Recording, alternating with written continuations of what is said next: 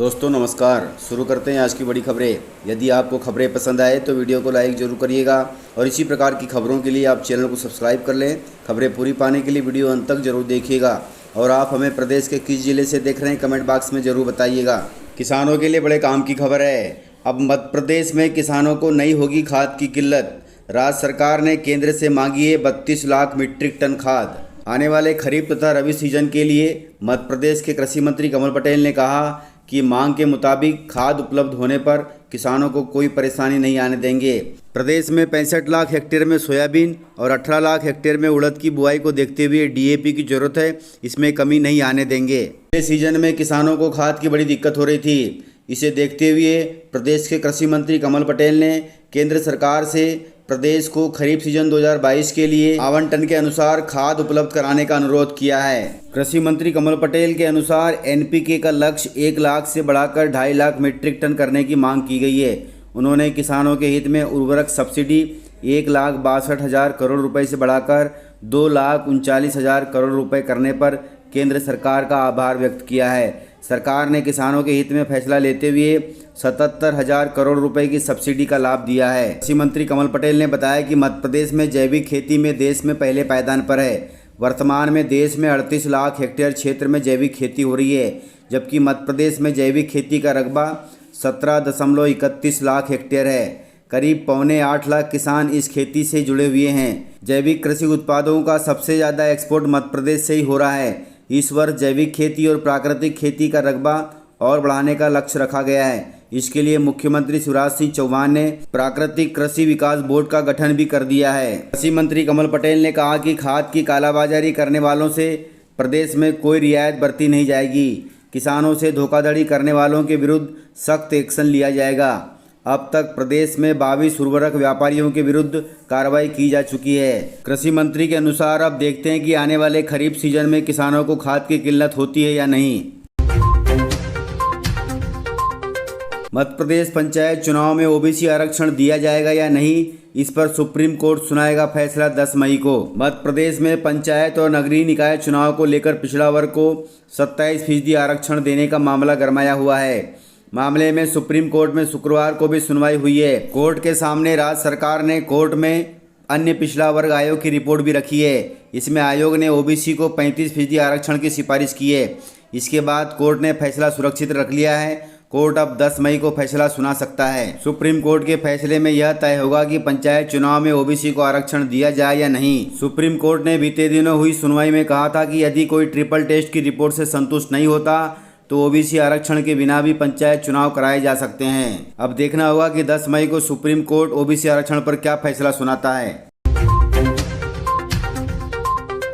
नेता प्रतिपक्ष बनते ही कांग्रेस नेता डॉक्टर गोविंद सिंह ने बीजेपी पर बड़ा हमला किया है। बीजेपी पर आरोप लगाते हुए नेता प्रतिपक्ष डॉक्टर गोविंद सिंह ने कहा कि बजरंग दल, श्री राम सेना और विश्व हिंदू परिषद देश में आतंक फैलाने के लिए चला रहे हैं ट्रेनिंग कैंप। उन्होंने कहा कि ट्रेनिंग कैंप में लोगों को धमकाने की शिक्षा दी जा रही है ताकि आगे चुनाव में आदिवासी भयभीत हो जाएं और चुनाव में भाग न लें या कांग्रेस का साथ न देकर भाजपा के सामने समर्पण कर दे। इस प्रकार से नेता प्रतिपक्ष ने बीजेपी पर हमला करते हुए बीजेपी के अन्य घटकों को गलत करार दिया है। मध्य प्रदेश में कोरोना की चौथी लहर का बड़ा खतरा सामने आ रहा है। पिछले 15 दिनों में एक्टिव केस में 500% की वृद्धि हुई है, इसलिए ध्यान रखिएगा और सावधान रहिएगा। मध्य प्रदेश में कोरोना ने एक बार फिर डराया है। पिछले 15 दिनों में कोरोना के एक्टिव केस 500% बढ़ गए हैं। 20 अप्रैल को प्रदेश में मात्र 45 एक्टिव केस थे और 5 मई को बढ़कर इनकी संख्या 216 पहुंच गई है। यानी प्रदेश के 20 जिलों में एक्टिव केसों की संख्या 216 हो गई है।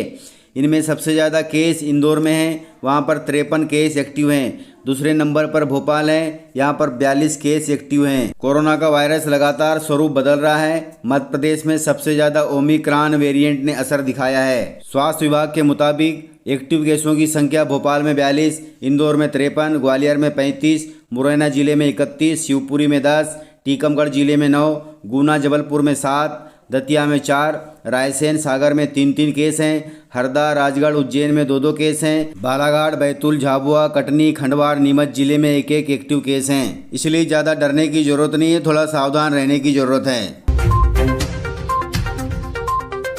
बेटी ने किया है बड़ा नाम। इंदौर में सब्जी वाले की बेटी बन गई है जज। कभी फीस के लाले पड़ते थे, इन सब के बावजूद भी उन्होंने जज बनकर दिखाया। यह प्रदेश की बेटियों के लिए बड़े गर्व की बात है और यह प्रेरणादायक खबर होगी। इंदौर जिले से खबर है। इंदौर जिले में सब्जी बेचने वाले की बेटी सिविल जज बन गई है। सिविल जज बनी बेटी का नाम अंकिता नागर है। अंकिता नागर ने बताया कि सिविल जज एग्जाम में अपने SC कोटे में वे प्रदेश में 5वें स्थान पर हैं। उन्होंने बताया कि परिवार में सभी सदस्य सब्जी बेचने का काम करते हैं। पापा सुबह 5 बजे उठकर मंडी चले जाते हैं। मम्मी सुबह 8 बजे सभी के लिए खाना बनाकर पापा के सब्जी के ठेले पर चली जाती हैं। फिर दोनों दिन भर सब्जी बेचते हैं। उनका बड़ा भाई आकाश रेत मंडी में मजदूरी करता है। छोटी बहन की शादी भी हो चुकी है। इस प्रकार उन्होंने इस गरीबी में पढ़ाई करके अपने आप को जज बनकर दिखाया। सीएम शिवराज सिंह चौहान का आज बालाघाट दौरा था। बालाघाट के किरनापुर में मुख्यमंत्री का बड़ा स्वागत किया गया। सीएम शिवराज सिंह चौहान ने सभा को संबोधित करते हुए कलेक्टर से कहा कि मुख्यमंत्री यहाँ से चले गए तो मेला ख़त्म नहीं होना चाहिए। यहाँ पर स्वास्थ्य मेला चल रहा है, मुख्यमंत्री के जाते ही यह स्वास्थ्य मेला ख़त्म नहीं होना चाहिए। लोगों का इलाज चाहे जहाँ हो उसका इलाज वहाँ करवाया जाए। ऐसे बच्चे जिन्होंने अपने माता पिता को कोरोना काल में खो दिया है उन्हें भी पेंशन दी जाएगी। यहाँ जिले में ऐसे 643 बच्चे हैं जिनको पेंशन दी जाएगी। सीएम शिवराज सिंह चौहान ने महिला स्व सहायता समूह से कहा कि हमारी बहनों को रोड रोलर दिया जाए। उन्होंने कहा कि वे बड़ी पापड़ बनाएंगी, साबुन दुकान चलाएंगी और अब गांव की सड़क बनाने के लिए रोड रोलर भी चलाएंगी। शिवराज सिंह चौहान ने कहा कि महिलाएं 7 फैक्ट्रियां चला रही है जो पोषण आहार भी बना रही हैं। अनेक काम ये महिलाएं कर रही हैं। स्कूल में यूनिफॉर्म बनाने का काम भी स्व सहायता महिलाएं कर रही हैं। बीच में ठेकेदार नहीं आना चाहिए। सीएम शिवराज सिंह चौहान ने कहा कि ठेकेदार बड़ी खतरनाक चीज़ है, वे कहीं भी घुस जाते हैं। राशन की दुकान से राशन बांटने का काम भी महिलाएं करेंगी। वे ईमानदारी से राशन बांटेंगी, कोई गड़बड़ी नहीं होने देंगी। राशन के मामले में हम बहुत कड़क हैं, बाकी कोई गड़बड़ कर दे उसे तुरंत जेल भिजवाया जाएगा। सीएम शिवराज सिंह चौहान ने बालाघाट जिले को बड़ी सौगातें दी है। सौगात के दौरान किरनापुर और परसवाड़ा में PG कॉलेज शुरू होंगे। इसके अलावा हट्टा में भी नया महाविद्यालय खोला जाएगा। बालाघाट जिले के 55 गाँवों के किसानों ने सीएम शिवराज सिंह चौहान को स्मृति चिन्ह भेंट किया। 55 गाँवों में पाइपलाइन के जरिए पानी पहुंचाने के लिए सीएम शिवराज सिंह चौहान ने 46 करोड़ रुपए स्वीकृत भी किए। इस प्रकार से सीएम शिवराज सिंह चौहान का आज बालाघाट दौरा प्रस्तावित था। सीएम शिवराज सिंह चौहान ने चमड़ा कारीगरों के लिए बड़ी योजना लॉन्च की है। अब चमड़ा कारीगरों के लिए मुख्यमंत्री पादुका योजना चलाएगी सरकार। काम निखारने के लिए सरकार उन्हें प्रशिक्षण भी देगी। मध्य प्रदेश के चमड़ा कारीगरों अर्थात मोची के लिए सरकार अब मुख्यमंत्री पादुका योजना ला रही है।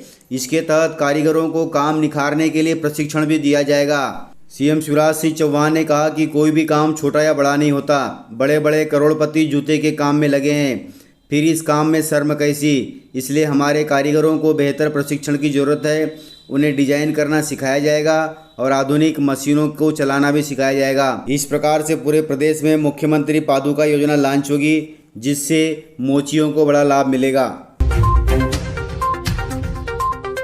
प्रदेश तथा देश के करोड़ों किसानों के लिए गुड न्यूज है। 11वीं किस्त पर नई खबर सामने आई है। जल्दी किसानों के खाते में आएंगे 2000 रुपये। PM किसान सम्मान निधि योजना के 11वीं किस्त के लाभार्थियों के लिए अच्छी खबर है। खबर है कि एक हफ्ते के अंदर 11वीं किस्त का पैसा किसानों के बैंक खातों में ट्रांसफ़र होने वाला है।